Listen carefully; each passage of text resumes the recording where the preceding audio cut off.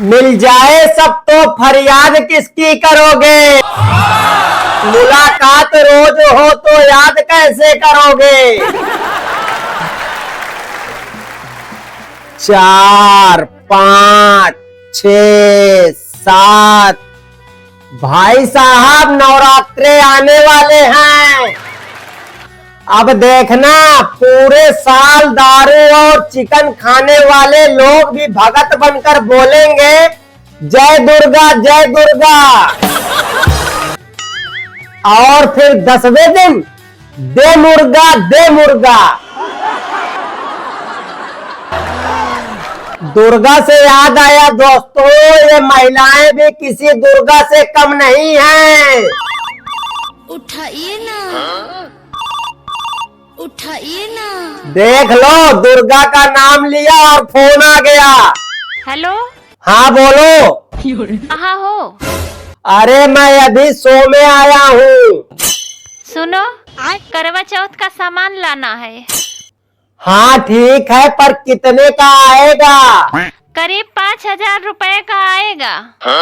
अरे तो फिर तुम करवा चौथ का व्रत रहने दो, मत रखना व्रत। 5,000 रुपया नहीं है मेरे पास।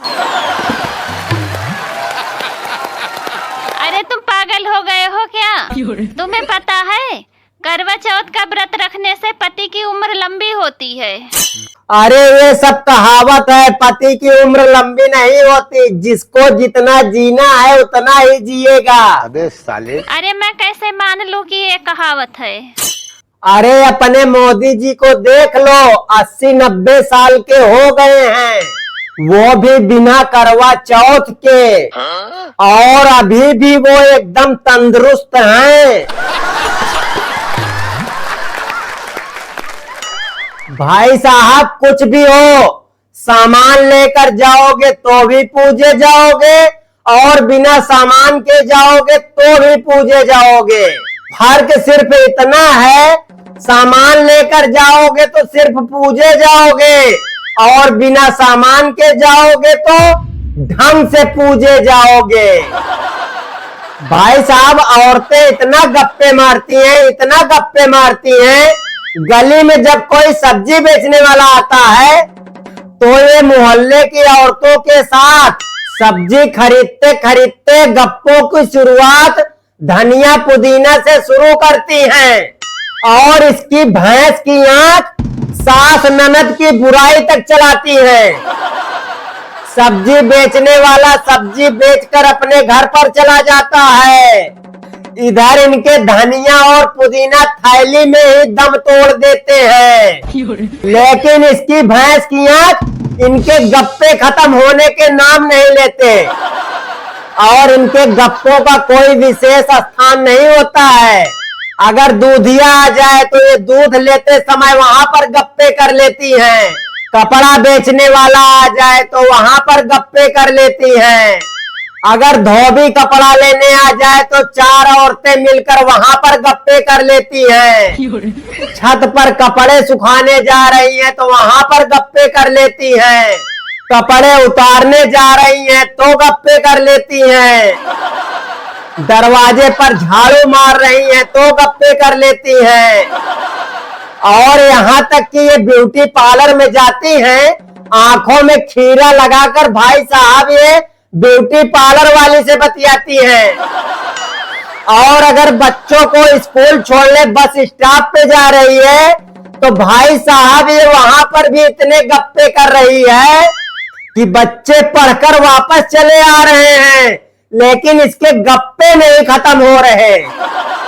और अभी तो उन गप्पों की बात ही नहीं कर रहा जो 4-4 घंटे फोन पर होती हैं माँ से बहन से। भाई साहब कुछ भी हो, इन महिलाओं के पास दिमाग बहुत होता है। एक दिन पड़ोस की भाभी ने मुझे खीर खाने के लिए बुलाया। खीर खाने के बाद मैंने बोला, अरे वाह भाभी जी, आपकी खीर तो बड़ी मजेदार है, थोड़ी और मिलेगी क्या? भाभी बोली अब नहीं है जी। मैं बोला क्या खत्म हो गई? वो बोली हाँ, श्राद्ध वाली खीर थी, मैं बोला क्या श्राद्ध वाली खीर थी? अरे ये तो कौवों को खिलाई जाती है, तुमने मुझे क्यों खिला दिया? वो बोली अरे कौवे नहीं मिल रहे थे ना इसलिए। वैसे भी तुम्हारी बीबी बोलती है मेरे पति किसी कौवे से कम नहीं है। उसके बाद दोस्तों घर आकर ये बात जब अपनी माँ को बताया कि आपकी बहू के वजह से मुझे आज कौवे वाली खीर खानी पड़ी, तो मेरी माँ बोली अरे रहने दे बेटा, अभी तेरी वजह से अगर उसको 4 सुना दूंगी तो शाम होते होते वो मुझे 8 सुना देगी। दोस्तों अभी हाल ही में मैंने एक नई बाइक खरीदी, लेकिन जब भी उस बाइक को देखता हूँ सुबह शाम 2 रोटी खाकर मेरी बीबी की जबान जितना माइलेज देती है, काश उतना माइलेज मेरी बाइक भी देती तो मजा आ जाता। एक दिन मैं बोला सोच रहा हूँ दूसरी शादी कर लूं, क्योंकि ये 1960 वाला मॉडल चलाकर ऊब चुका हूँ। वो बोली सोच तो आपकी बहुत अच्छी है, लेकिन एक बात बताओ, खुद चलाओगे या ड्राइवर रखोगे? अच्छा भाई साहब, जिन औरतों का मायका उनकी ससुराल से 8-10 किलोमीटर के अंदर पड़ता है, ऐसी औरतें अपने मायके का छोटा मोटा फंक्शन भी भाई साहब छोड़ती नहीं है।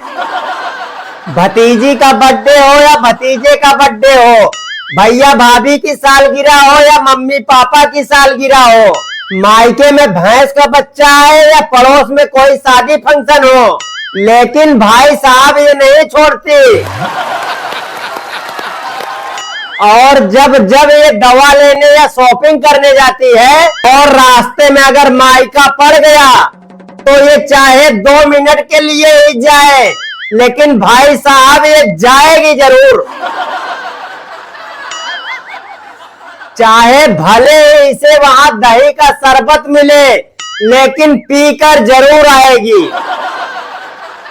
और इसकी बहनें जिनकी शादी 100-200 किलोमीटर के दायरे में हुई है, तो उन लोगों को यही लगता है कि ये मायके बहुत जाती है, कहीं ऐसा तो नहीं इसकी बड़ी लड़की की शादी है और ये मम्मी पापा को कब्जे में लेकर मोटा माल खींचने के चक्कर में लगी रहती है। और ये भी भाई साहब मायके में कोई सामान नहीं छोड़ेगी, जो भी इसके हाथ लग गया उठा लाती है। कुछ नहीं मिलेगा तो गुलाब का पेड़ रख लेगी थैले में मिट्टी भर के। 2 लीटर वाली अगर बोतल दिख गई तो मम्मी से कहेगी इसमें दूध भर दो। डिब्बा मिल रहा है तो उसमें सरसों का तेल भर रही है। अगर मायके में आलू प्याज की खेती हो रही है तो भाई साहब इसको प्याज लाना है तो लाना है। और जो दामाद होता है भाई साहब वो भी बहुत बहरूपिया होता है। पहले वो गाड़ी पे बैठ के पी पी करता रहेगा, आओ ना लेट हो रहा है। जब इसकी नजर पड़ती है किचन में कि सास कुछ बांध रही है, उसके बाद तो भाई साहब गाड़ी से चाबी बाहर निकाल कर ये एकदम ठंडा पड़ जाता है। सोचता है कितना मोटा माल आ जाए तो आ जाए। भाई साहब जब ये वहां से चलता है तो इसके पीछे से लेकर आगे तक इधर थैला उधर थैला, ऊपर से लेकर नीचे तक भाई साहब थैलियां लटकती रहती हैं।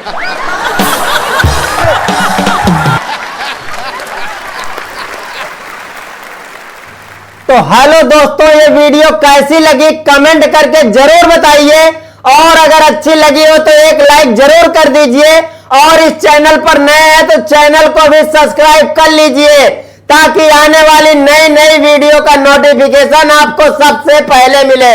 मिलते हैं फिर किसी दिन एक नई वीडियो के साथ, तब तक के लिए राधे राधे।